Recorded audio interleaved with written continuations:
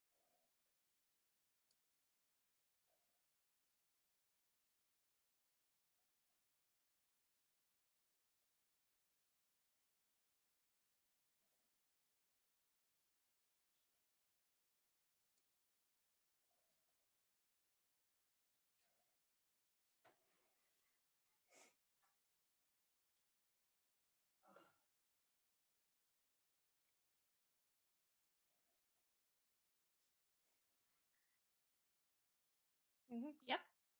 Yeah. Yep.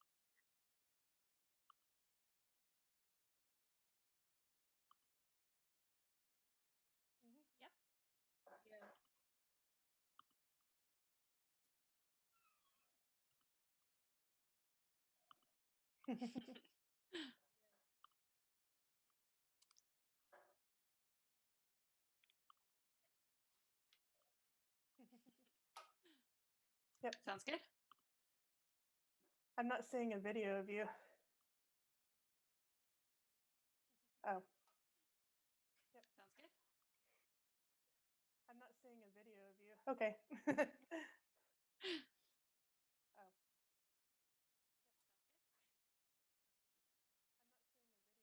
Okay.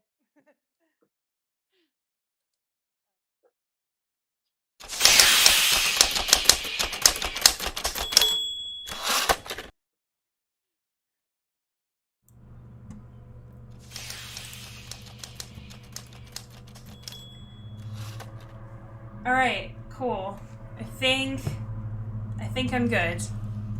Weird things are happening. Sorry about the weird things happening. Okay. Sorry. There was some weird like inception happening there. Okay. So hello everyone and welcome to the Deus Ex Mechanic live stream. I'm gonna quickly mute this, otherwise you're gonna hear a weird echo. Okay. Okay, I think I'm fixing things. Sorry, I live stream every week. You wouldn't know it by how terrible this beginning was. Anyway. Oh lord, okay. I'm using setups that I am not familiar with. Anyway, thank you everyone for coming to the Deus Ex Mechanic live stream launch party, which obviously has started with a bit of bumps, and obviously my green screen is having some issues because the sun is coming directly in, but hey, it's fine. It's fine. We're here. It's fine. So I just wanted to do a quick intro. This is for the launch party of Deus Ex Mechanic, which is a book that I wrote.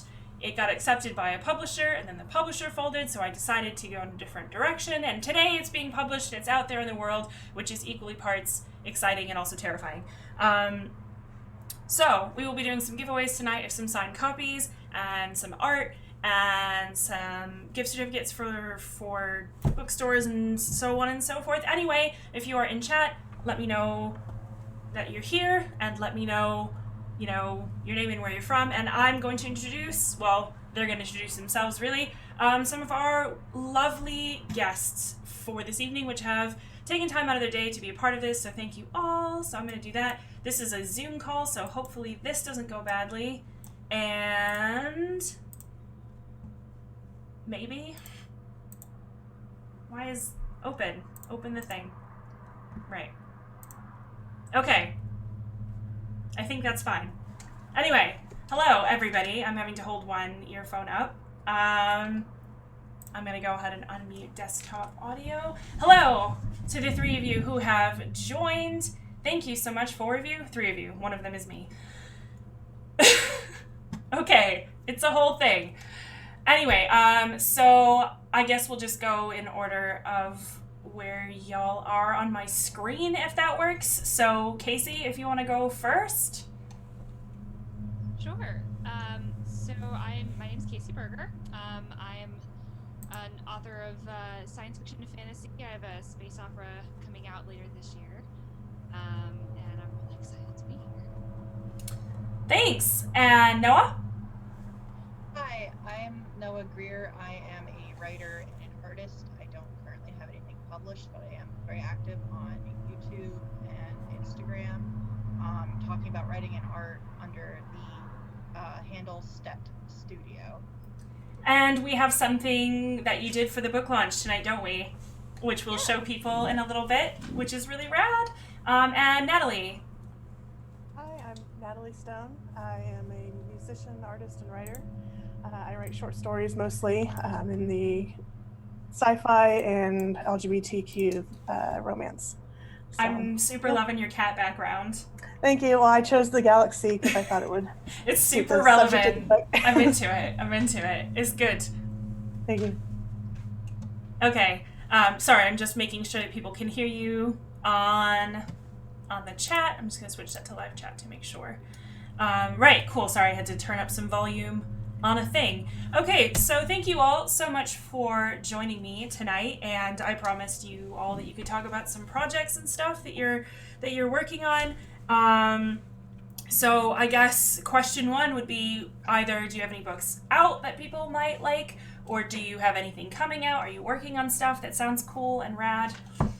I guess we'll go in the same order. So Casey. Yeah, sure. So I have a space opera, as I mentioned, coming out later this year. Release date to be determined, but late 2020. I've totally read parts of it, and it's rad. Thank you.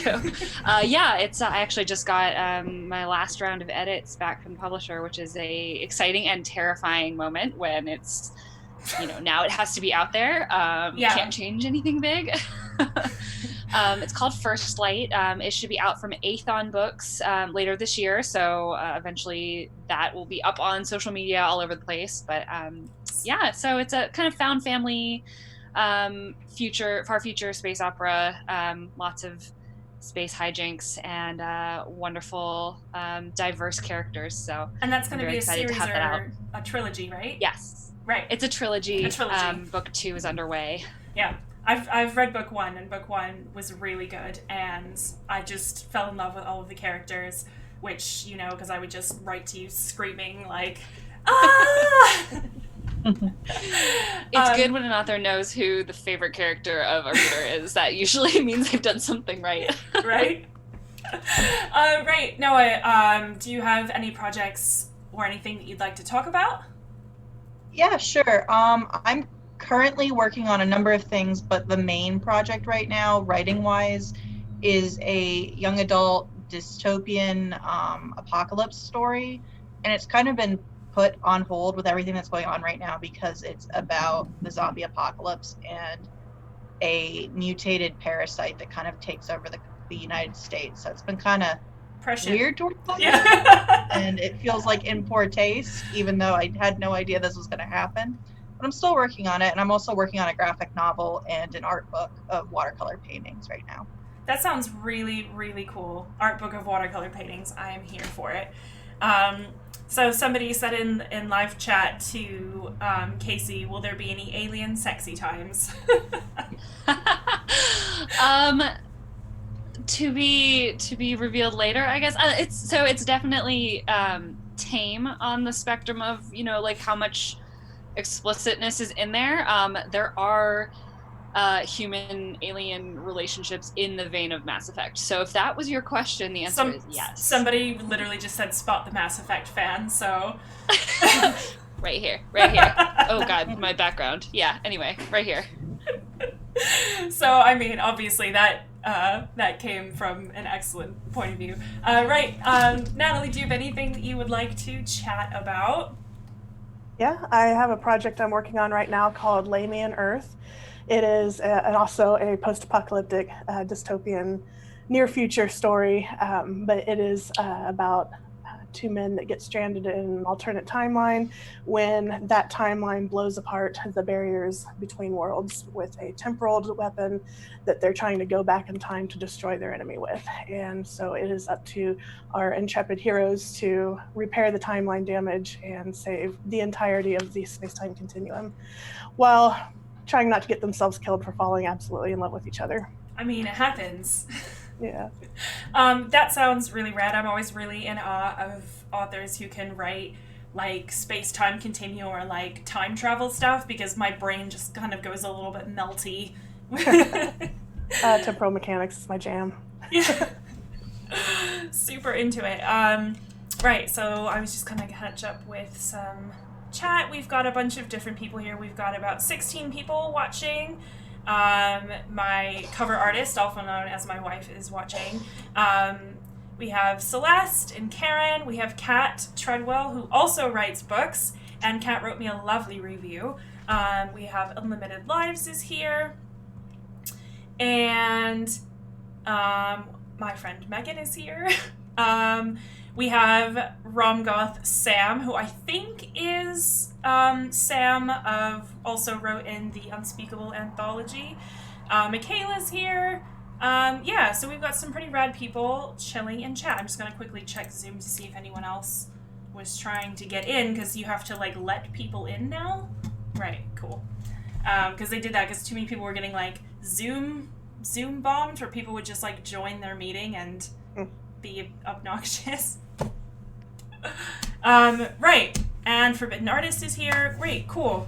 So I just kind of wanted to, first of all, obviously this is all a bit weird, like trying to do like a live stream book launch party. Obviously this is my first ever book launch party, like full stop, but it was meant to be at Concentric EasterCon up in Birmingham. Like that's where I was meant to be, like in a room with lots of cake and booze at a sci-fi convention, and that's how I was going to bribe people to come and hang out with me, was with booze and with cake. But I can't bribe people with that because of social distancing, so I have booze and cake for myself. I did get a cake, actually, so the original plan was that I was going to get like a nice cake with like the book cover printed on the cake, but that doesn't seem super relevant right now, as I'm the only one eating it. So I went to Asda and I got myself a chocolate party cake. But look, there's like stars in the confetti, so I feel like it works. So obviously I'm just kind of trying to we're just kind of flying by the seat of our pants a little bit. And obviously a big shout out to, you know, all the key workers and stuff who are not at book launch parties, who are actually doing things to keep society like glued together. So I guess first sort of question would be, for those of you who write sci-fi, I think all of you kind of write sci-fi, is kind of like, what was your favorite sort of sci-fi thing? Like, what got you into writing sci-fi? So that's kind of a tough question, I think. Yeah, it is super tough. I think, interestingly, fantasy was what got me started in speculative fiction writing, and over time, I think more television and video games got me excited about sci-fi ideas than books. But I think it's been sort of a long and complicated process, but definitely weirdly starting with fantasy and not science fiction. Yeah, I think that it was probably pretty similar for me. Like, when I was growing up, I read loads of fantasy, and then sort of graduated into more sort of sci-fi light, and then more hard sci-fi kind of as I got a bit older and a bit, I don't know, just not geekier necessarily, but I went through like a real space phase where I got really into space. I mean, I think everyone goes, it's like a horse phase. Everyone has like a horse phase and like a space phase. So no, I feel like I probably kind of came to things from the same from the same area. So Noah, how about you? Well, I think it's similar to what Casey was saying. I started with fantasy. I read a lot of like Tamora Pierce and Garth Nix and stuff like that. But I have always really liked science. So I like taking what I knew about science that was real and then changing it, because I've always liked really detailed things, like with world building. So like if I can take something that's real and change it, into that sort of science fiction. I haven't written a lot of like space science fiction. It's usually a little more closer to, what I know personally and what I've learned about, but I've learned about like metaphysics and dark matter and stuff, so I can write about it. So really anything I can learn about and then change is what I want to write about. So that would probably be what drew me to science fiction initially, other than fantasy, was just that I like to learn about things and then I can change it however I want. That's such a mood. Like, I know everybody jokes about, you end up in these weird research wormholes. I've always been somebody who really enjoys research. I was that weird kid that'd be like, oh, teacher, you forgot to give us like the book report assignment, and everyone hated me. But it's because I've always really, really enjoyed research and just kind of getting lost in a library and picking up a book about something random. Like with this book, I was having to research a lot about the actual mechanics of how boilers work and like the big, the different kinds of boilers and what things could potentially go wrong that would cause like catastrophic failure. And my dad was a boiler maintenance mechanic, so there's a few times I'd have to be like, hey Dad, what would cause like a big horrible like explosion? No spoilers. And he was like, why? Is there something wrong with your boiler? No, this is for a thing, don't worry. Right, so Natalie. I think the thing that really got me started was actually the novel I, Robot by Isaac Asimov. Favorite is the first like real sci-fi thing that I ever read as a tender young 7-year-old kid, and I was like just hooked from there. And then I think when I was about 9 when I started writing Star Trek fan fiction and all the space battles and everything like that. And so I think the combination of those two got me started writing sci-fi. I just love, like Noah said, the scientific aspect of it. I like to think about the mechanics of how things worked rather than just like, oh, here's a ship in the space that's going to go from here to there. And I would write out little diagrams of an engine core, and then I would go excitedly explain to my Mima and Grandpa how I had imagined this entire ship to function, and she'd be like, oh. Oh, good job. Have you cleaned your room? Yeah, the important stuff. Have you cleaned your room? Yeah, so, but I think reading a lot of Asimov was what got me hooked on the sci-fi to begin with, and it's still a special place in my heart for the robots. So. For sure. I know that for me anyway, I started writing this book because I was on a long train back from a business meeting up north. And it was like a 3-hour train journey, and it goes through patches, so like you can't even have Wi-Fi in your phone. Obviously the train Wi-Fi doesn't work, it never works. And so I was really bored, and I had a spare notebook, because who doesn't have like 58 million notebooks that they just travel around with like all the time?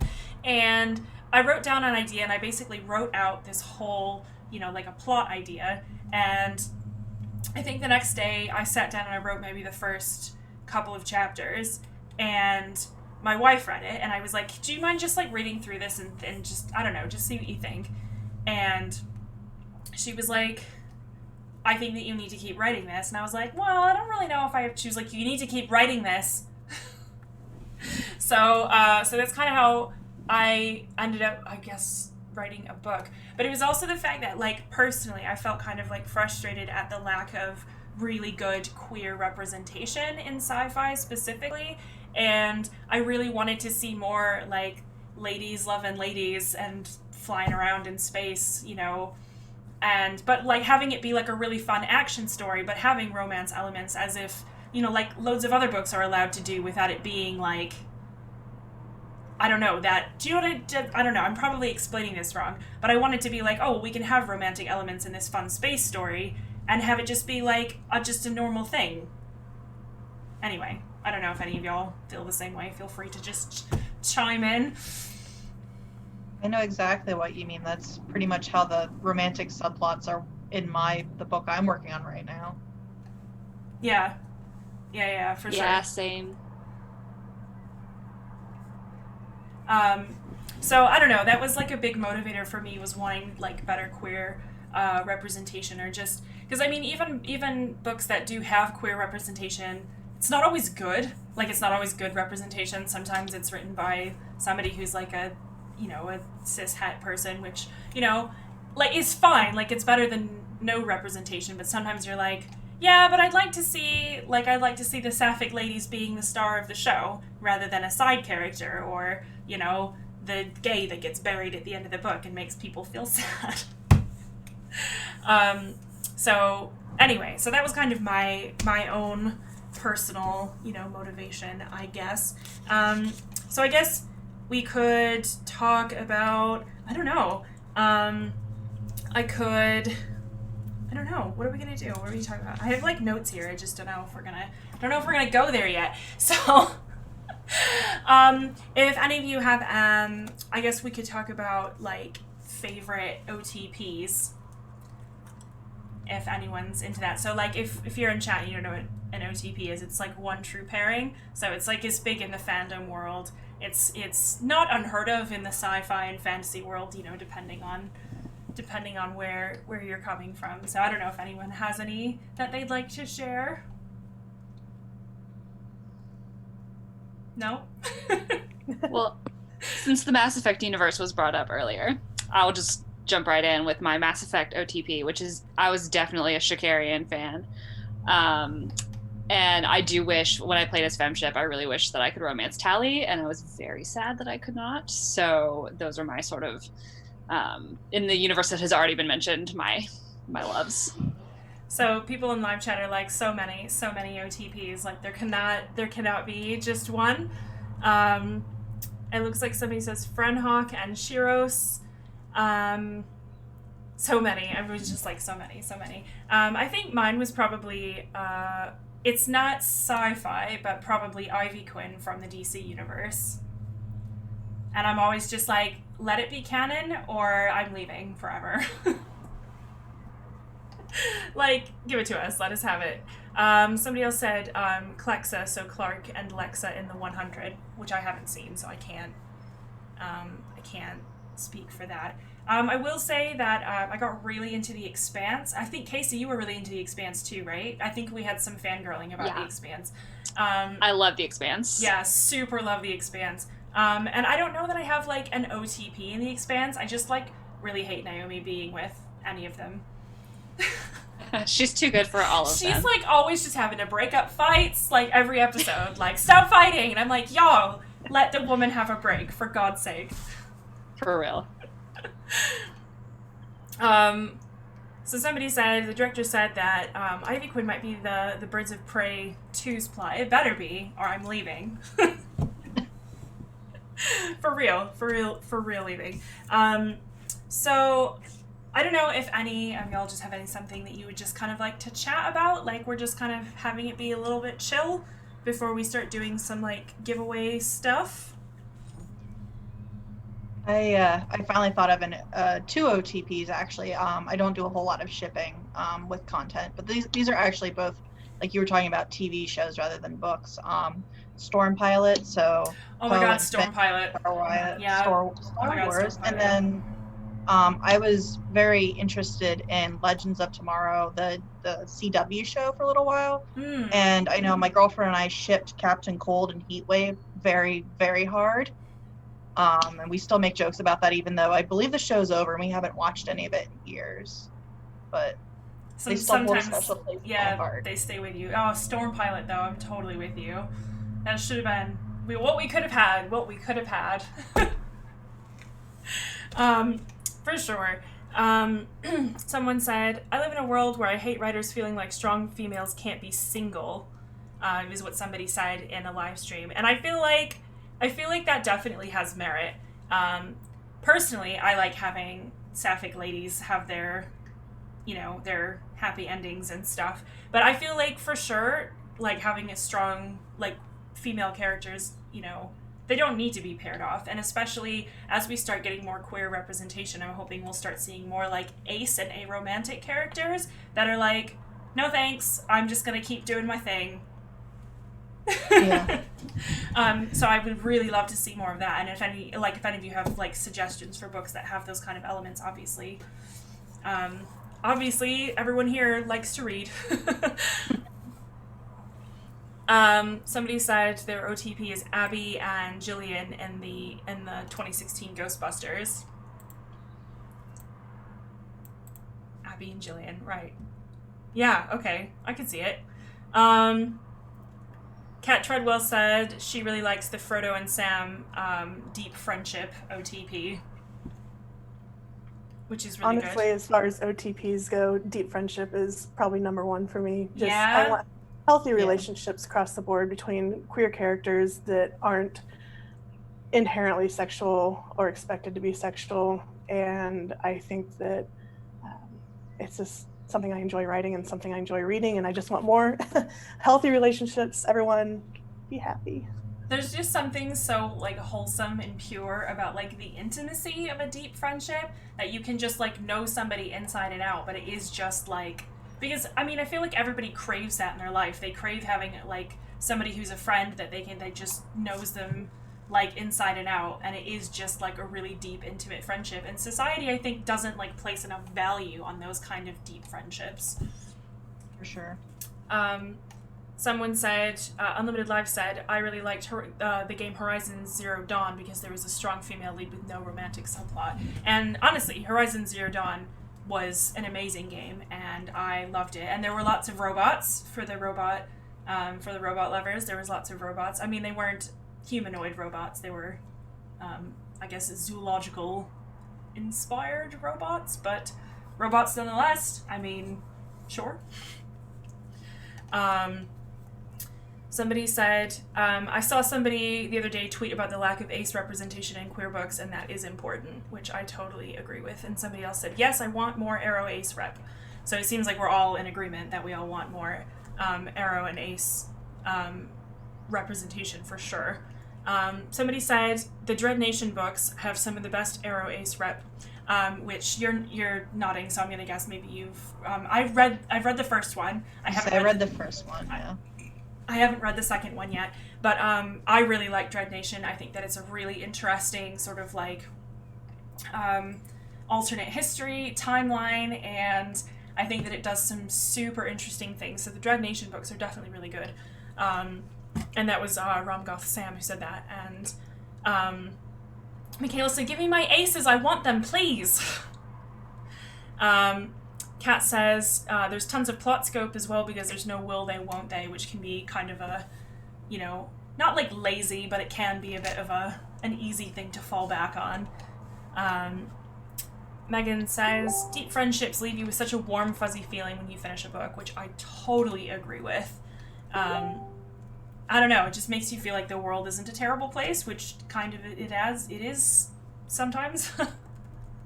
Somebody else said Samus from I've just forgotten the name of, you know what I mean, Samus, is another good example of not having a romantic subplot. Anyway, so that's obviously people were like, yeah, more Arrow ace for sure. Metroid, thank you for like the million people who just sort of like, it's from Metroid. It's from Metroid, you fool. Which, and in my head I was like, I'm pretty sure it's that, but I don't want to say it and be wrong. Lose all of my geek cred in one fell swoop. So anyway, so I thought we could talk a little bit about sort of what goes into, I guess, writing a book. I don't know if that's like, I mean, it's going to be different for everyone, right? So for me, there was I wrote the book, and then I edited the book, and then I submitted the book, and then it got a book deal, and I was like, yeah, and then the publisher, like, closed. The publisher went out of business, and then it was like this very swift, like, crash down to earth and just be like, oh my god, what now? What am I going to do now? Like, I just feel so out of my depth. And, like, I don't know, it felt like that for months before I finally started to be like, okay, maybe I can start to figure out what I'm doing. I don't know, here we are now, but there was definitely that whoosh, that like just slide into badness and stuff. But anyway, so I don't know if any of you wanted to kind of chat about writing process or something that sticks out to you when you're working on books.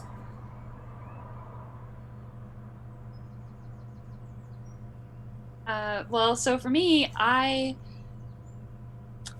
used to think I was a plotter, someone who had to really detailed outline everything. But what I've learned is I definitely need multiple iterations. So I will write and rewrite and rewrite. And I actually prefer the rewriting process to the drafting process, which I know a lot of people hate rewrites. But I actually really enjoy it because I can take something that's already there and think of how to make it better.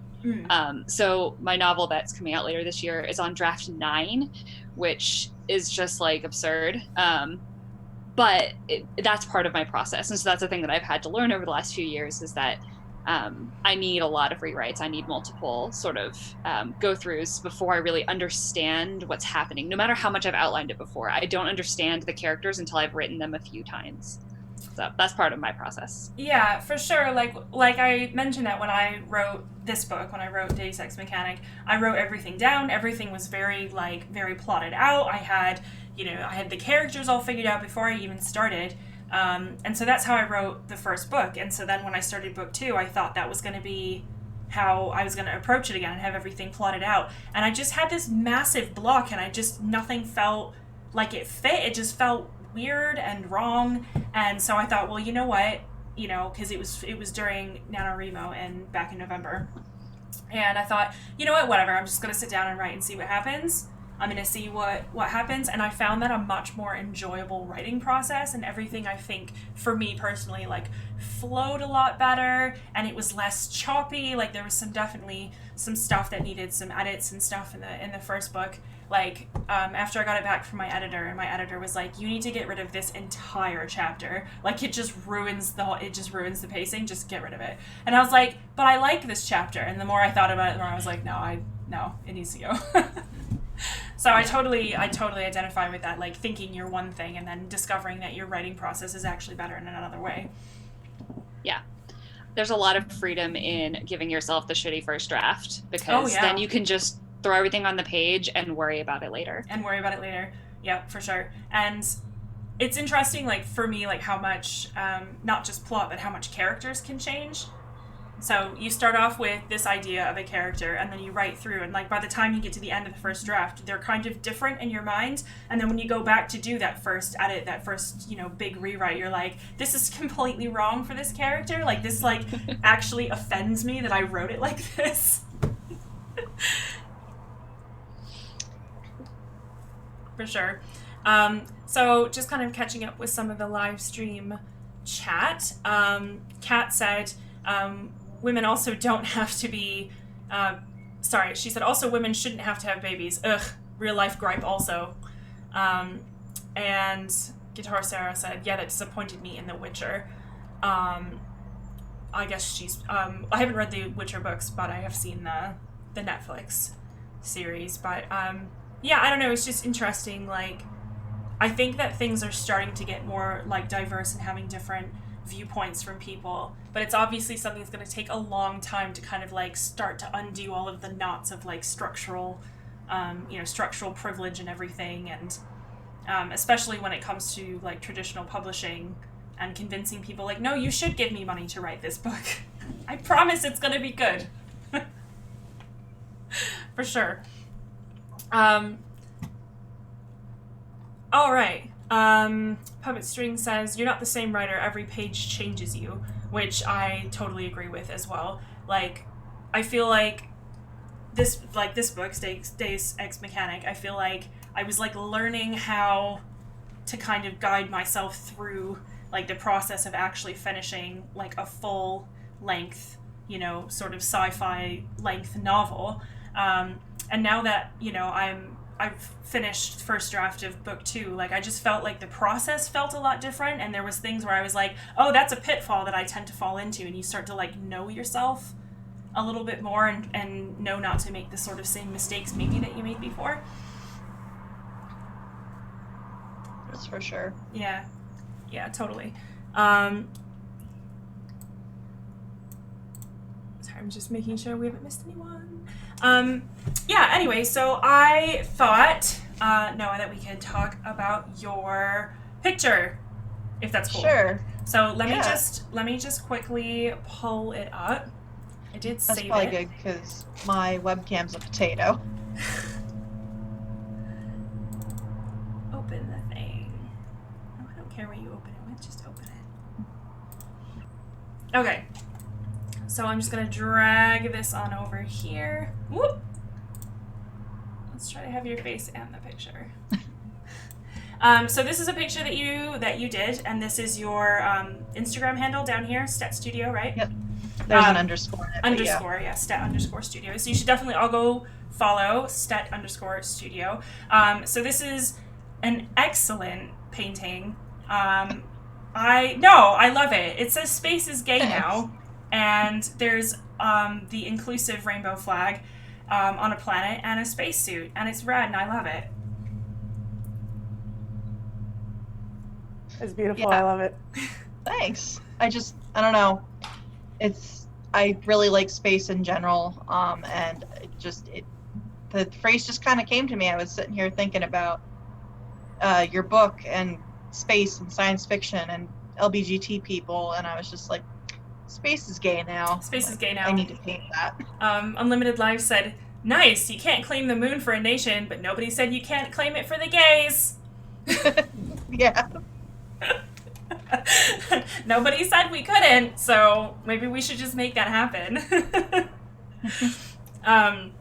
So yeah, people in the chat are really liking the picture. Good. And are we giving this one away tonight? Yeah. Cool. The original. The original. So we're doing a giveaway of this original painting tonight. So if you would like to be included in the giveaway, just pop your name into chat, and I'll do a random drawing in a few minutes, if that's cool. Frank Lopez said that painting is fantastic and enough said, really. Which, again, yes. And I think you said you're going to have prints of this as well? Eventually, yeah. Eventually. In a short while. In a short while, prints of it. I super love it. I think it's amazing. Okay, so I'm just going to write people's names down so I make sure that everybody gets in. All right. Anyway, so I don't know if any of you want to chat while I'm writing people's names down. I see that Celeste said that I could use the potato filter, and I probably could, but I don't think my laptop could handle it. It's not the best. Yeah, honestly, when we decided to start kind of doing live streams and stuff, we definitely upgraded our PC and the internet. So. My PC would work great, but I can't find a webcam right now because everybody's purchased them for their work and stuff, so I'm just working with what I've got. It's honestly, it's wild, like the kind of stuff that you can't get a hold of now. And I know that this isn't like important work stuff, but or necessarily even like writing related stuff, but I knew that I was going to want Animal Crossing when it came out, and so I put on my Christmas list a Switch for this past Christmas. And so it was kind of like a joint gift, and we got like a refurbished one. But I'm glad that I did it then, because you can't get them anywhere right now. Yeah, they're like completely impossible to get a hold of. There's just so many things now that you just can't get. Yeah, absolutely, 100%. It's just wild, the kind of stuff that you're like, oh, why is that sold out? And then you kind of think about it, and you're like, okay, I guess, like loads of exercise equipment, can't get any of it, can't get it anywhere, because everyone knows that they're going to be stuck inside. Okay, final call for anyone who wants to be in the giveaway for this amazing painting, and then I will draw a name. So I'll give people like another minute or so.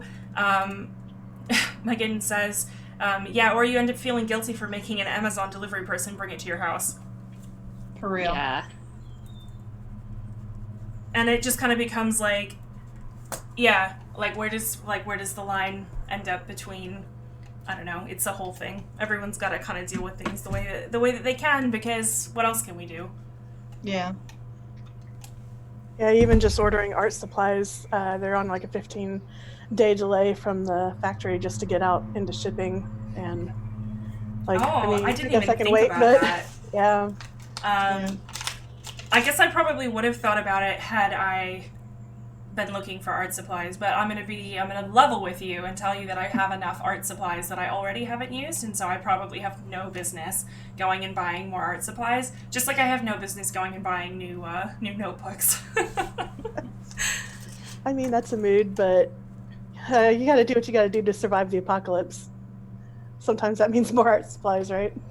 Megan says, "Look how fluffy that cat is!" This is Rufus. He wanted to join in. All right, cool. Okay, so I think that's everybody who wants to be in the draw. So just give me a second, and I'll tear these tiny strips of paper apart.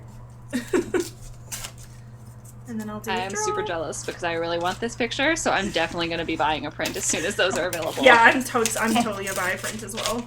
Like, space is gay now. Deal with it.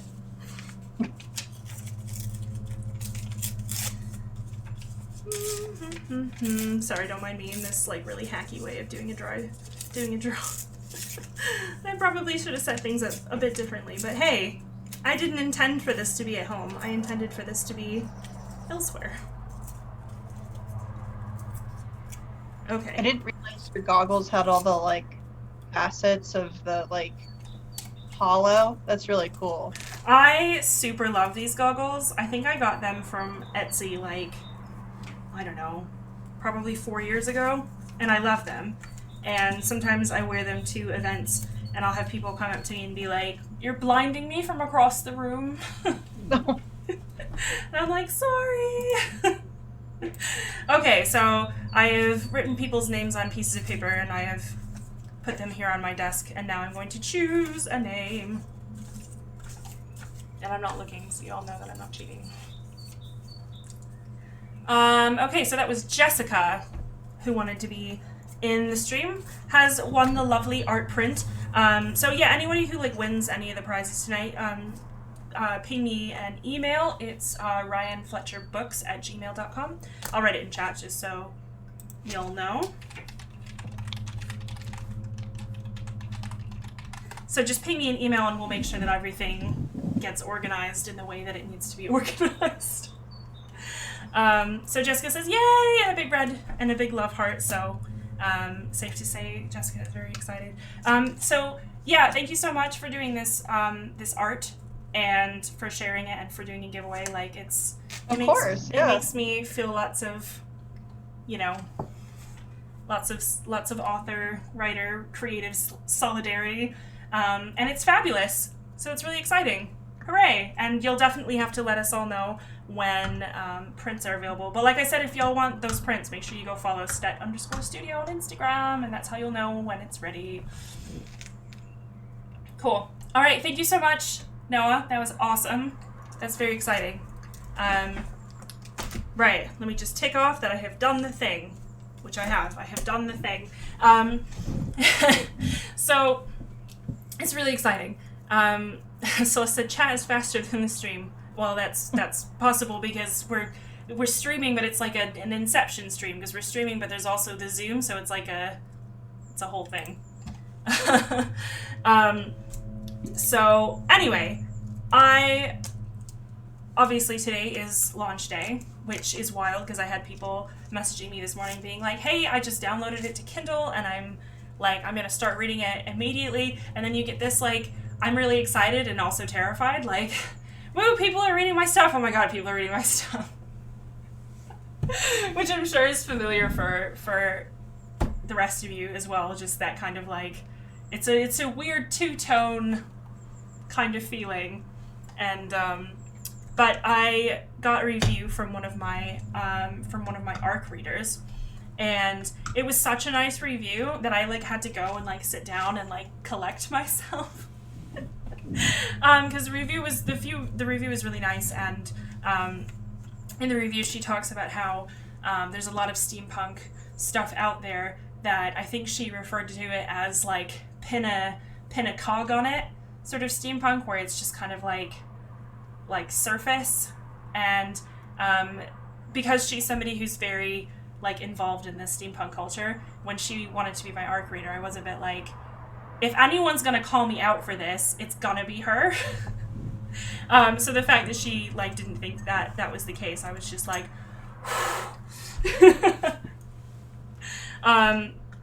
so I don't know, but it's just kind of that weird thing between wanting people to read your stuff and then being scared people are gonna read your stuff. Ooh. Megan asked, how long ago did everyone's first book come out, and were you obsessive about tracking reviews? Well, in case all of you didn't know, my first book came out today. Just kidding. That's why you're all here. So I don't know. I don't know how I'm going to feel about tracking reviews.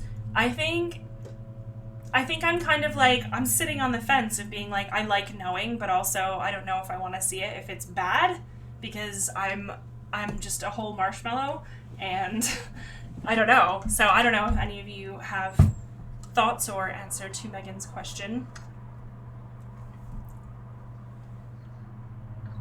So I don't have anything out there in the world yet in a formal enough way. I don't think fan fiction counts. I think it counts. That said, I mean, it counts, but not in terms of like reading reviews, right? Because sure. Anyway, I've heard advice from other author friends who have their books out in the world that it can be really helpful to, if you are the kind of person who wants to know the bad reviews, to have a trusted friend or significant other or family member read the reviews that are like 3 stars or lower on Goodreads or on Amazon or whatever, and report back to you if there's anything useful in them. Because that's my fear. I'm like, well, if I'm not reading the bad reviews, then I don't know what's not working for people. And so having someone else like be in charge of that so that you don't get the emotional impact of it. Like a buffer. But there's still, yeah, exactly. Yeah. Or filter, yeah. That's a really good way of looking at it.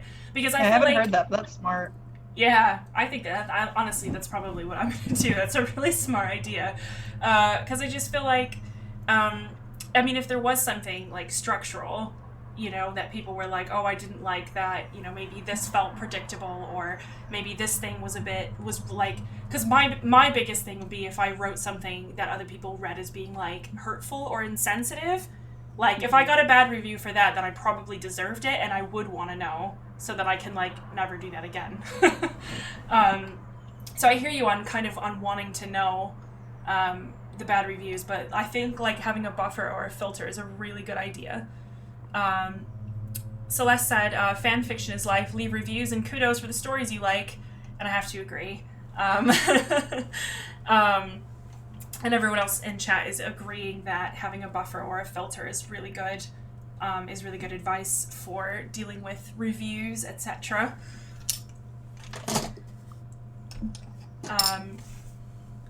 So, sorry, I'm just taking things off here. Yeah. When I first, I've had short stories published. My first one was in 2012. And yeah, at the beginning I was super obsessive about looking for reviews and you know, wanting to sort of just keep a tab on that and see how I was doing. And then there was a bad one, and I mean, it was just a couple lines, little throwaway lines, but of course, you know, as a writer, it's your craft, and I was like, oh my god.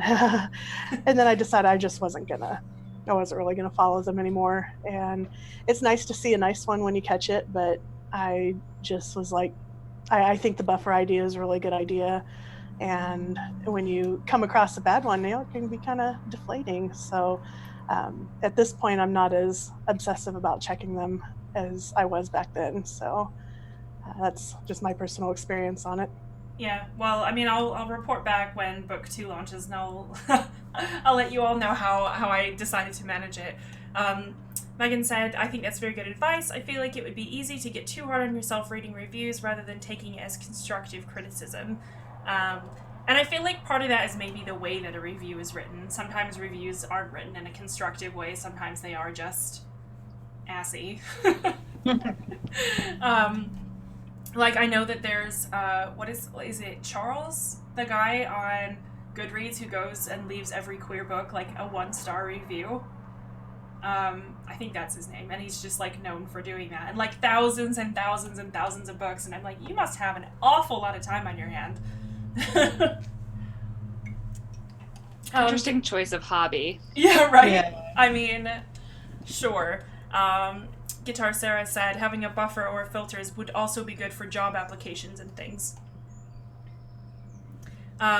Celine said she was the editor for the Unspeakable Gothic anthology, which launched at the end of February. She said there's now an anti-Charles. Someone goes through all of the Charles books and gives them 5 stars.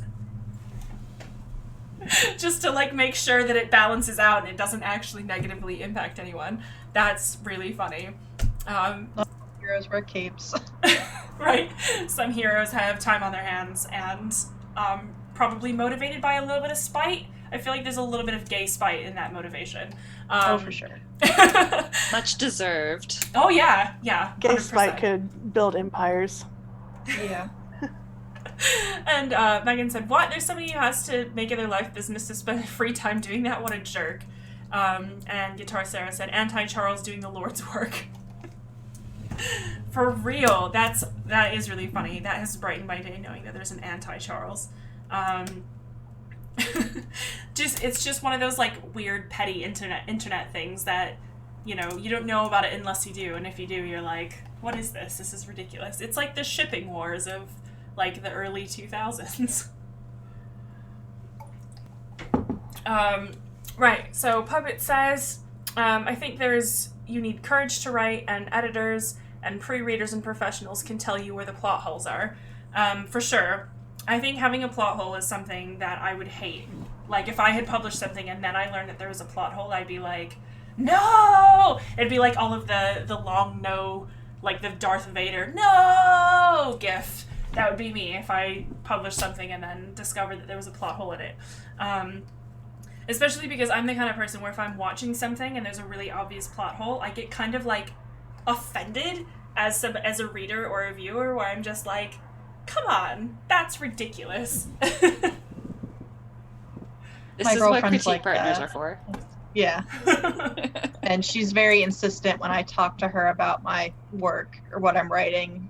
And if there's a plot hole, she will not let it go until I fixed it. So I'm lucky in that respect. Yeah, for sure. I have an alpha reader who will be like, oh, well, you said that she was holding this thing in her right hand at the beginning of the scene, and now she's holding it in her left hand, but, you know, like, I guess maybe she changed hands, or, you know, it's not really specified, so, like, this super attention to detail, and I'm just like, how did you even... And I mean, like, I'm really glad. I'm glad that I have her finding these things, because I feel like, especially when you're writing, sometimes it's the whole can't see the forest for the trees thing.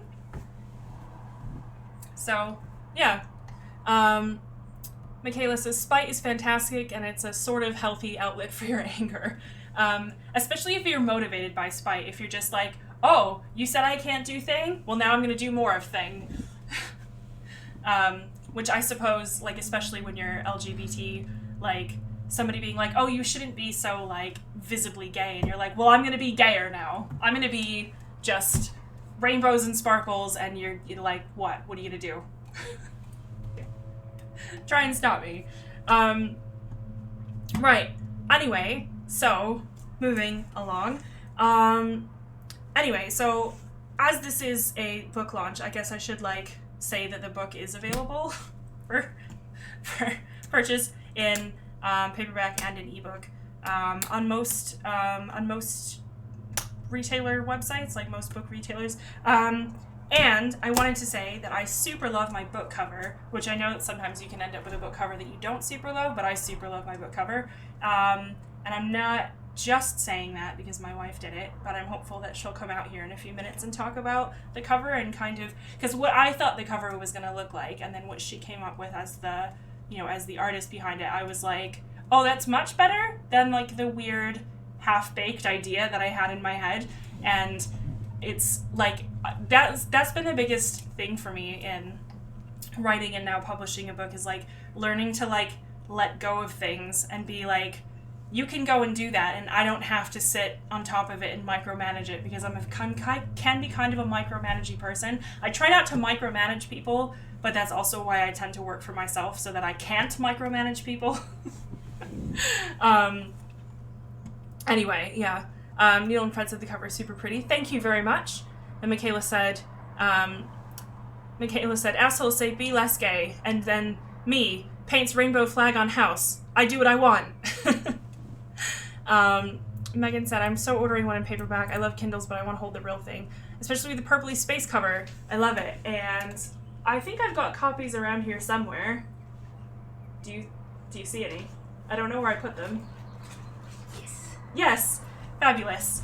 Thank you, off-screen assistant. So this is the book in paperback, which I'm really pleased about. And there's like a weird sort of like joy in being like, it has a barcode, which I know is a ridiculous thing to kind of get excited about, but it like makes it feel a bit more weirdly tangible and real that it has a barcode.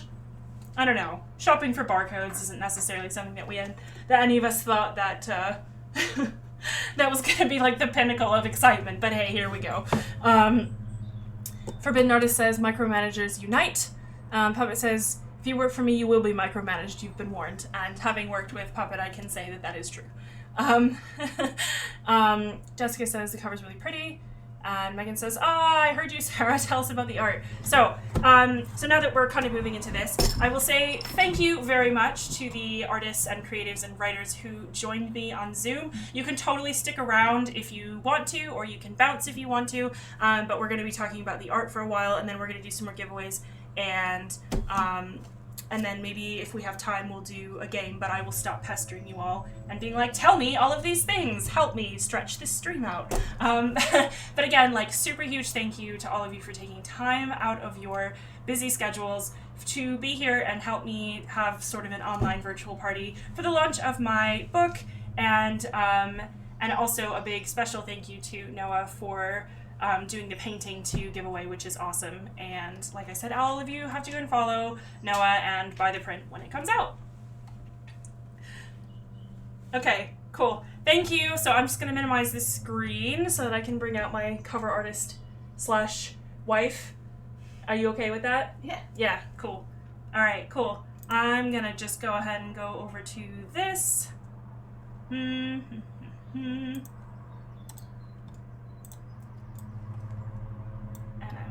That. Cool. Oops, wrong thing. Okay. Nope, that was the right thing. Okay, sorry. Woo. Alright, having technical difficulties, but I'm sure I'll manage. Right, I'm ready for you. Okay. I keep... right, so this is my lovely wife. Who totally wasn't in chat. Who totally was not in chat. I'm in my PJs, because who isn't in PJs right now? She is in her PJs because, as she said, who isn't in PJs right now, which is a mood, which is a big mood. And so you did the cover art. I did. So if you want to dropping things, if you want to talk about the cover art, that'd be cool. Okay. Is it awkward with me standing here? It's not. It's all right. It's fine. So when your book was picked up by the publisher, they have their own in-house artists who do the cover art, which is cool. But I did a mock-up of like a cruder version of this. Yeah, because they basically said, oh, kind of what might you like to see? And I was like, I don't know, something spacey. Yeah, so I did a crude mock-up and sent it and said, well, if you get one of your artists to do something like that, that might be cool. I did another version which I really liked, which was on a white background, but apparently that's not really so good for fiction, especially not sci-fi, because people kind of associate it with white covers with like self-help or like non-fiction technical novels. Easy to think of like you're just gonna have to write a non-fiction technical novel and then you can use your book. It's a good one. I might share it at some point. But yeah, so then obviously everything happened with your publisher at the time, and we just figured, because they did offer to have the artist still do it, but I was like, well, it might be cool for me to do. It might be like a bit more of a partnership thing. Yeah, for sure. Plus, it's easier to micromanage somebody you live with. Yeah. So you wanted something simple and punchy, and I think I unconsciously kind of took inspiration from the Skyrim skill trees. If you've ever played Skyrim, they're kind of like constellations of the different skills that you Oh yeah. develop. I didn't even make that connection until you said that the other day. You've got archery and you've got alchemy and all different types of things, and they all have the relevant. There's no wrenches though. No wrenches, but I think mine's kind of more. I mean, not that I'm saying I'm better than the artists of the Elder Scrolls, but like this is more, you know, to the point. We're dealing with space, and Skyrim definitely is not. So. And how many fonts did we go through before we settled on this one? 10 trillion. Like a million fonts. What about this font? No. What about this font? You no. wouldn't believe how much work and just eyeballing like the fonts, the placements of all the words in, and you're driving too fast. And where to put things? Is this too big? Is this too like? It's never ending. But anyway, it's a whole book, and it has a barcode. Yeah. So yeah, I did the design on. Well, I did the original one on a Samsung Galaxy. I did that one on an iPad Pro. You don't need an iPad Pro, But it helps to do it. But it helps. It's the industry standard. But you know, it's a bit wanky. But like obviously these are really expensive. But you've got all the same art apps on Android.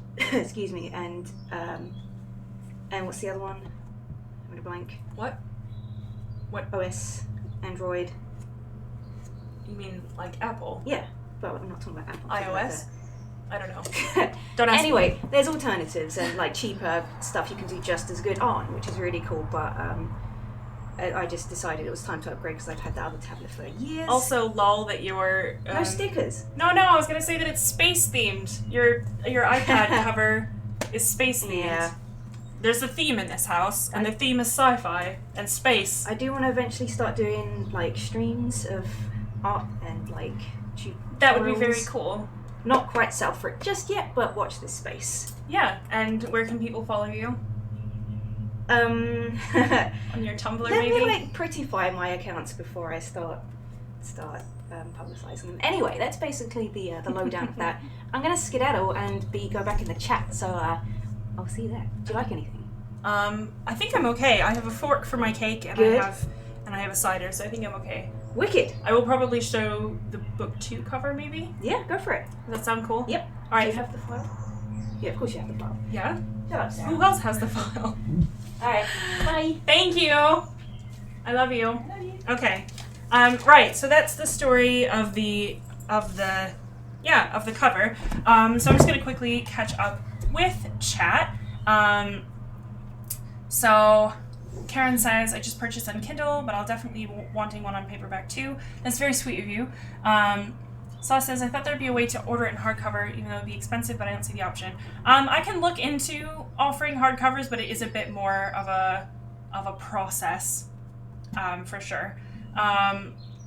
Puppet says, I'm glad there's a virtual party because FOMO is real and I live too far away. That is true. That is the good thing about things being virtual now, is that there's a lot more options for people to kind of hang out online otherwise. Needle and Fred says, Sarah, your hair got really long. Momo says, thank you to everybody in the Zoom call, which I have to reiterate. Again, thank you all so much for joining me for an hour. And everyone else is saying, PJs! Hooray, PJ parties! Megan says, oh, I didn't realize that about white covers, but it's true, which it is. Unlimited Live says, of course, that's what it reminds me of. Yeah, I didn't even put it together until Sarah said it the other day, but I mean, I guess that makes sense. Sort of a constellation of a thing. And let's see. Forbidden Artist says, I hadn't thought of that, but you're taking me back to the days of playing Skyrim. I love Skyrim. I will always return to Skyrim. And Megan says, Sarah, it's awesome. I saw a sneaky peek that the second book is on Amazon too. These are all going to look really cool when they're laid out together, which was the other thing. So this is kind of like a purpley cover, and the next book will have sort of a blue cover, and so on and so forth. And I will show you the book 2. I'll show you the book 2 cover in just a minute. Neil and Fred said might we see matching yarn to the cover. I had sort of intended on doing that for the live stream, but I'm going to be honest, I got busy and I forgot, and life's been all a little bit too crazy, but it's a thing, it'll happen. And Forbidden Artist says, yes, Needle and Fred have been bugging Ryan about it. All right. All right, I'll do it. So before I show you the cover to book 2, I guess I will read you the blurb that's on the back, because I guess that's why we're here, isn't it? Not just to hear me like yammer about things. So I shall read you the blurb that's on the back. As you can see, I'm definitely having issues with my green screen now. It's now that the sun has gone down, but that's all right. You'll all just have to deal. So this is the back of the book, and the blue text at the top says, Alice never thought she'd have to fight her feelings and a broken boiler. So I'm going to read you the blurb that's on the back, and it says, Alice is the best mechanic the corrupt coalition regime has ever seen. When she's kidnapped by an infamous vigilante space pirate named Violet, she has to make the hardest decision she's ever made. Escape back to the comfort of the coalition or risk everything to fight injustice.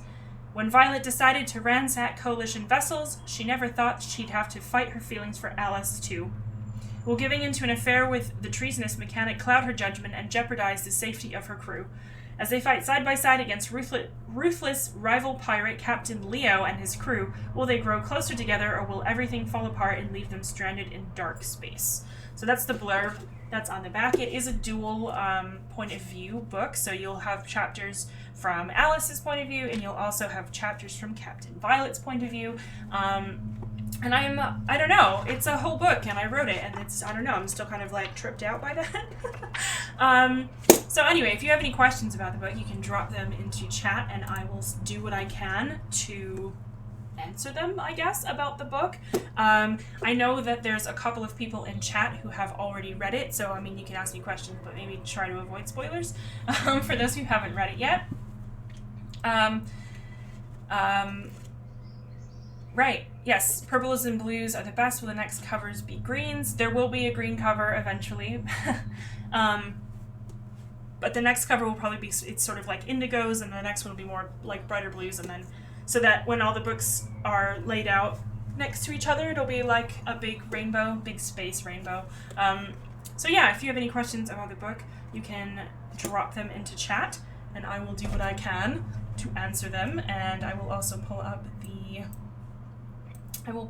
picture of the book 2 cover, which is here.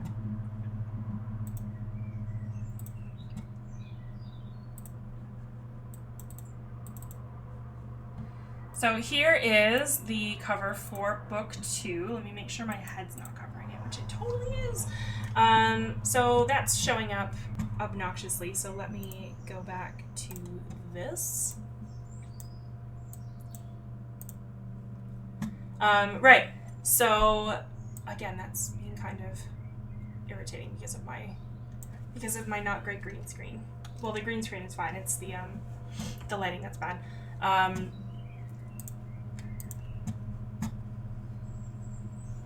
Sorry, I'm just trying to get it sorted out. Right. There. That should be good. Right, so this is the book 2 cover. Book 2 is going to be called Imperfect Shot, and it is scheduled to come out at the end of September of this year. I have finished... sure. Thanks. I finished the book. Well, I finished the first draft, and I'm currently working through edits, and then it will go to an editor and beta readers and all of that stuff, and then it will be releasing in September. And then I will also be starting book 3 very soon. Thank you for the light. So it is up for pre-order, but that's mostly so that when people are done with the first book, that they can go ahead and pre-order the second, so they don't forget about my series. Which is the hope that people won't forget. So anyway, so that is the cover for book 2. Celine said, how many books will the series have? The series will have between 7 and 10 books. I am undecided on the specifics because I know that I have certain big plot events that I want to happen, and I'm not sure whether they're going to fit into like a smaller number of books or whether I should break it out into into a few more books to make it more of a good story that flows well. So between 7 and 10 books. Guitar Sarah said, who's going to direct the movie version? Who's going to direct the movie version? Jodie Foster. I'll let Jodie Foster direct the movie version. Megan said, will you be doing a book club type live chat to discuss the book? Is that a thing that authors do? I know bookstagrammers do all the time, but it is a faux pas for the author to host. I don't know that it's like a faux pas for the author to host, but people might not feel like they can be as honest then. They might feel like they have to be, you know, like nicer. Whereas I feel like in a book club, people should feel free to be able to be as critical as they want about whatever it is that they read. Puppet said, I have no desire to direct, but if any other costumer is considered, I will cry. In a very unlikely event this would get picked up for production, obviously you would definitely be the costumer. So I was going to give away a couple of signed copies. So if you are interested in winning a signed copy, drop your name into chat, and I will draw a couple of names, and I will write on the first page, I will do an inscription of your choosing, and I will post them out next week. And I'll do it international as well, like, don't stress about that. I have a business where I ship internationally anyway, so it's not a big deal. Right, so I'm going to do the same hacky thing that I did before. I'm pretty sure I dropped my pen. I did indeed. So this is for the signed copies. Emily says, yay, more books. An expand-style saga, will there be novellas? For some reason, I was thinking it was just a trilogy.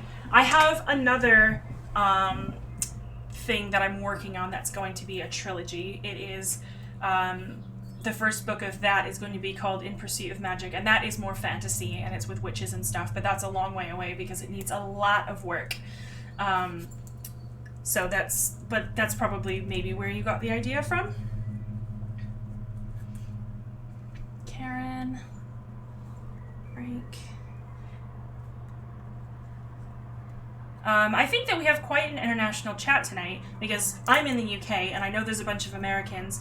And Frank, I think you're in South America. Are you in Brazil? Am I remembering that correctly? I might be remembering that wildly incorrectly, but because you were in the chat for the Unspeakable anthology.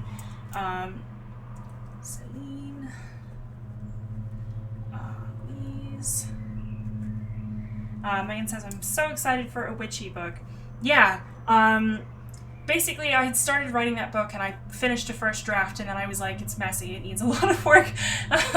So, Brazil, I was right. I thought that's where you were. Okay. Kayla. Yeah, so there will be, that's the other trilogy that I kind of have on the back burner. And then I have kind of like a vague idea for prairie elves, like stocky, tall prairie elves who bake bread a lot. Because I feel like all the elves wouldn't live in the forest and be like tall and sinewy. We'd also have elves that are like, you know, like Midwestern elves.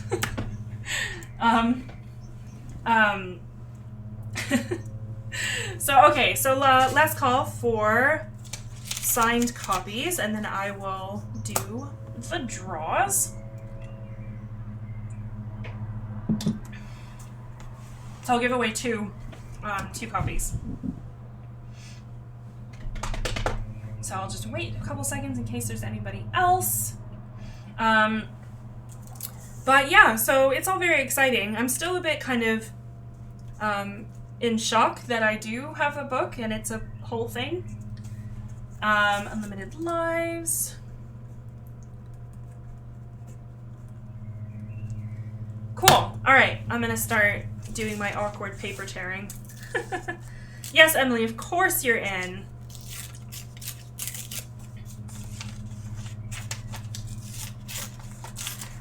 So anyway, like, just thank you all for like coming to the live stream launch party. I know that it's not, I know that I'm sorry that I can't share my cake with you. I'm sorry that I have to eat the cake by myself, but then I had I had sushi for dinner, so... but it is kind of wild that, you know, just like a month ago, we were basically planning to be at Concentric this weekend and in a room full of people, and so I don't know, it's a bit different to be doing it as a live stream. Emily, of course there's cake. Would you expect anything else from me? Alright. Now I want cake. Did you see my cake? It's an Asda chocolate party cake with star-shaped sprinkles, and I'm totally gonna dig into it soon. It says that it's a rich sponge topped with malt balls. So it sounds pretty nice. It's not a party without a cake. Mood. Limited Lives says, you're not sharing the cake, take me out of the draw, unsubbed. Unlimited Lives, I would share this cake with you if only we weren't all required to socially distance. And if you lived near me, I would throw a piece down from my balcony in order to share cake with you. Alas, that is not possible, and I don't advise traveling all the way here for me to throw a piece of cake down from the balcony. Rothgoth Sam says, I'm sad that you missed your party, but I also wouldn't have been able to come, and I really enjoyed this, so thank you. Well, thank you for being here. It's been really nice to have everybody here. Leland Fez said the cake is a lie. It's not a lie, I just showed it to you. Forbidden Artist says, sad face emoji for concentric fun. Though this is nearly as good, we will definitely have a different party. Yeah, we would have partied it up at Concentric. It would have been totally rad. So we're just gonna have to do it next year with a different book. We will still have a party, and there will be cake that everyone can enjoy. Real party with thematic cake. Yes, that's what I would love. I would love a real party with a themed cake. But I feel like it would have been silly for me to get a thematic cake when I'm going to be the only one eating it, because my lovely cover designer that lives with me, also known as my wife, she's not as into cake. Don't all, go hating on her. It's fine. It's fine. It just means more cake for me. Michaela says, Midwestern elves makes me think of a tall, skinny person with white blonde hair and pointy ears wearing a plaid shirt, jeans, and a farmer's hat leaning against a fence. Like, the plaid shirt and the farmer's hat is kind of the aesthetic I'm going for. Okay, so I'm going to choose the first book winner. More cake for me, exactly. So I'm not looking. First book winner is Frank. So, Frank, you have won a signed copy. If you want to ping me an email, I'm going to put my email down here in the chat again. Sorry, I can't talk and type at the same time. Bad things happen. Like I said, anyone who wins anything today, if you just want to ping me an email, and I'll make sure everything gets organized. Yeah. Yay! I'm so glad. I'm glad that you're here, Frank. It's very nice of you to come and hang out. So I'm going to choose the other one now.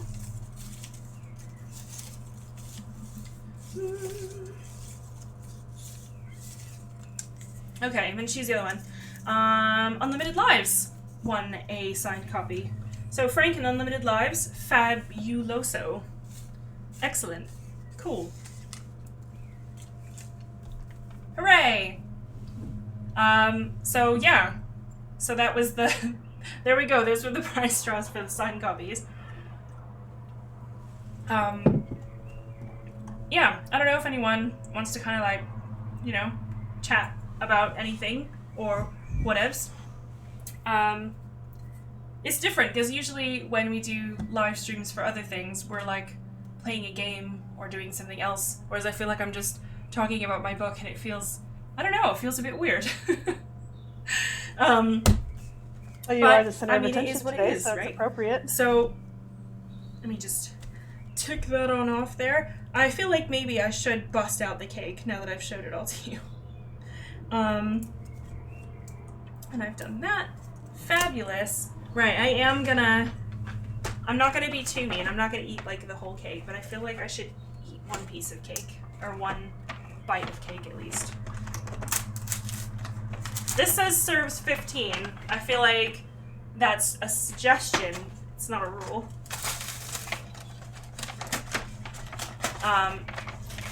Darcera says, I'm trying to find the other cover, but my other tablet is recharging. Do you mean the old cover?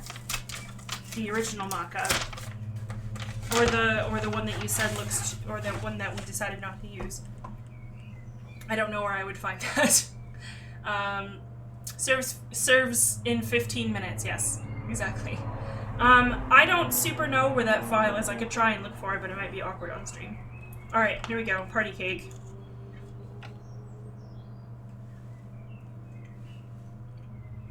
It's pretty good.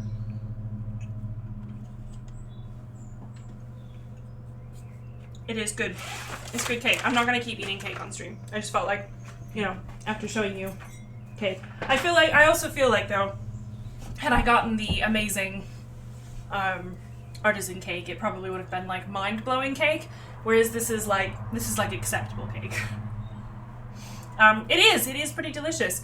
There's apparently malt balls on it and stuff, so I'm gonna destroy the cake after the live stream ends. I'm just gonna I'm gonna eat lots of cake.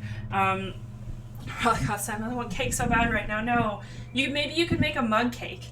Although those are always wildly underwhelming in my in my experience. Wildly underwhelming mug cake. So right, I was just going to pull something up right quick. And get that started. Megan says, it's better than my everything bagel right now. I really miss everything bagels. Little Fred says, I forgot about mug cake. Do you know there's some good recipes about mug cake? I especially like the mug cakes that have like peanut butter in them or like some sort of something in there. I don't know. We're getting kind of getting off track here, but that's okay. Mug cake. Oh man.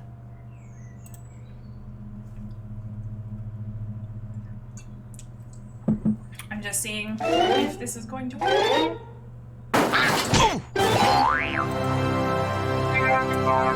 Frank says, what is an everything bagel?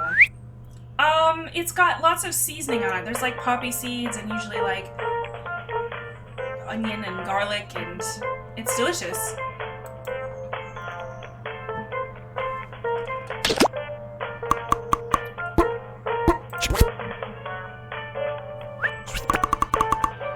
Okay. I probably should have done this before. Okay. Right. Cool. I'm making strange noises. Yeah, I was gonna try and load a collaborative game, but it's being a bit of a pest, so I can't do it. Which is fine. I probably should have checked it out beforehand, but I feel a bit alone, so no, not the only one that could hear the noises for sure. Right, so we're at just about an hour and a half for this stream, which is kind of where I thought I would aim for, about an hour and a half. I feel like any longer than that, it's gonna devolve into me just kind of rambling and repeating myself. So I'll do one last giveaway. So for this giveaway, basically, I know a lot of our local bookstores are really struggling right now. A lot of them have had to close and they're not able to post out online orders, and we all know how important it is to support local bookstores. So I was going to do a draw, and then whoever wins the draw can like pick a local bookstore close to them, because obviously there's so many international people, I can't just like pick a bookstore because I wouldn't know if they would ship to them and so on and so forth. And they can tell me their local bookstore, and then I will get like some sort of like a £20 equivalent like gift certificate or voucher for their local bookstore, if that's cool. So if you'd like to be included in that, let me know, and we'll do that as sort of the final thing, and then we'll sort of just close the stream down, I guess. Forbidden says, Drawful's good, I've only managed, yeah, you're supposed to be able to do it, but it's me trying to figure it out on stream is going to be painful for everyone. Karen says, I asked by a friend what I was doing tonight. I said I was going to do a book launch. I was not believed. That's really funny. Well, you can show your friend the recording of this stream and they'll have to believe you. Right, so yeah, if you want to be in for the local book poll, then let me know.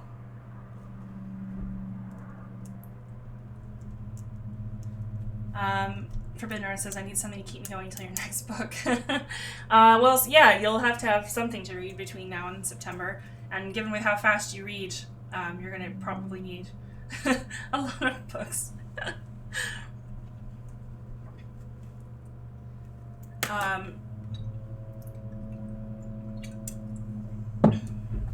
Right, does anyone else want to be in?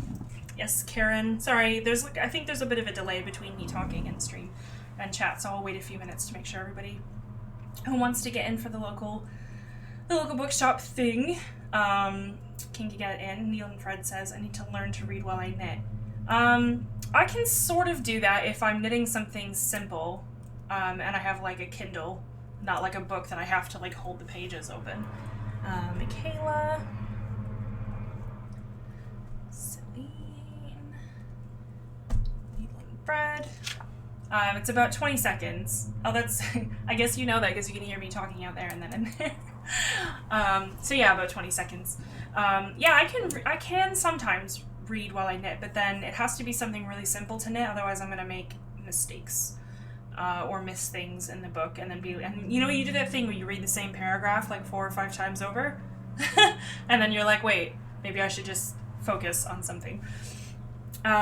Okay, so if there's no one else that wants to be in the local bookshop thing, I will start folding up these names.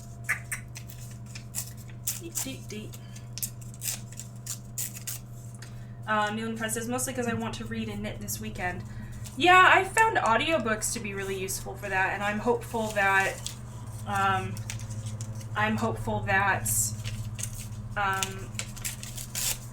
can have audiobooks done of Deus Ex Mechanic.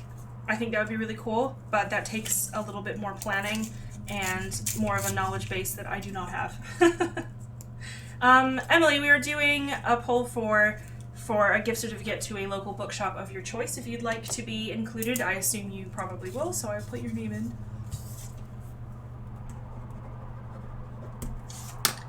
And Fred says, you're not an audiobook yet. No, I'm not, but that's a blank piece of paper. No, I'm not an audiobook yet, but hopefully maybe within the next year, but it takes a lot of time and research, and you have to find the right person to be your narrator and all of that kind of stuff. So I'm back in my car and got home-cooked food to take away. Hello, Momo. Okay, so we're going to do this last draw, and then I will sort of close the stream out. Alright, so once again, I'm not looking, swirling them all around on my desk. And I've got Forbidden Artist won the local gift, or the local bookshop thing, so that's really cool. So ping me an email, and I will make sure that you get your whatever local bookshop is local to you, and I'll make sure that you get a £20 voucher for a local bookshop, because we gotta make sure that they stay in business. Otherwise, the big giants will overtake everything. Excellent. Yay! Congrats.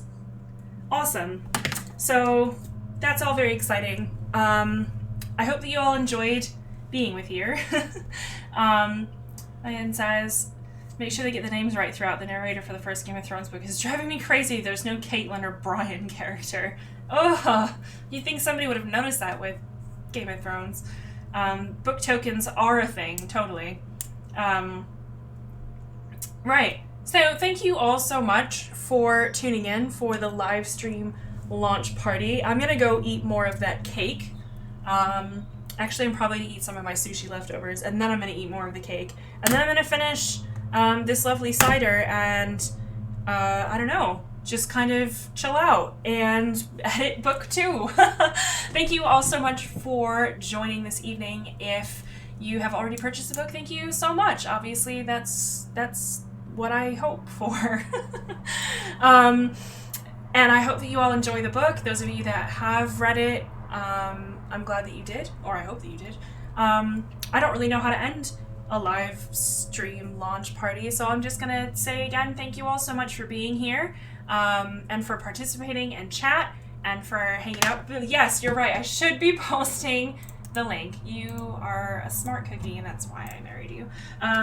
So here's the link that you can find it on basically all the major book retailers. So like Kobo and the Big A, obviously, and Barnes and Noble and Smashwords. In space, yes. So there's the link if you haven't already bought it and you would like to, so on and so forth. And thank you all so much for being here, and a huge thank you again to the other creatives who joined me on Zoom earlier for some chat and shared their projects. Please do, follow them, etc., etc. And a big thank you to all of them, and to Noah also for donating the painting, the original painting, for the giveaway tonight. It's really exciting. Thank you all so much. I'm gonna go eat some noodles and then some cake and chill out. Thank you all so much for being here. Yeah, I guess just thank you very much for everyone who came and participated. This has been a lot of fun, and I hopefully will see you back here in September for the book 2 launch of Imperfect Shot. Obviously, please do like this video and subscribe if you haven't already. Thank you all so much. I will see you very soon.